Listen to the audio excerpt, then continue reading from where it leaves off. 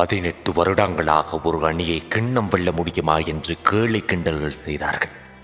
கிரிக்கெட்டின் அரசனாய் கோலி இருக்கும் பொழுது இந்த வருடம் அதற்கு முற்றுப்புள்ளி வைத்து கிண்ணம் வென்று கொடுத்தான். முதல் கிண்ணம் மட்டும்தான் வெல்ல முடியும், இரண்டாவது கிண்ணத்திற்கு வாய்ப்பே இல்லை என்று வாய் சவடால் விட்டார்கள் அகத்தோர் எல்லோரும். அதற்கும் முற்றுப்புள்ளி வைத்து இரண்டாவது கிண்ணத்தை வென்றிருக்கிறார் ஆர்சிபி. தோல்வியில் பிறந்த வெற்றியின் கதை இவர்களினுடையது. இவர்களினுடைய கிண்ணம் வெல்லும் கனவு என்பது சூரியன் கக்கும் கனலாய் எரியும் இவர்களிடம். எப்படை தோற்கின் எப்படை வெல்லும். ஸ்பார்டன்ஸ் பின்வாங்குவதும் இல்லை, தோற்று போவதும் இல்லை.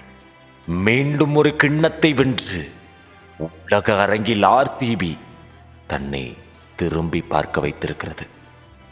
இவர்கள் 18 வருடங்களாக தோற்றிருக்கலாம். இனிமேல் இவர்களினுடைய கிண்ண கனவுகள் என்பது சாதாரணம். இனிமேல் இவர்களினுடைய கிண்ணங்கள் மட்டும்தான் ஐபிஎல் அரங்கை அலங்கரிக்கப் போகிறது. எப்படை தோற்கின் எப்படை வெல்லும்.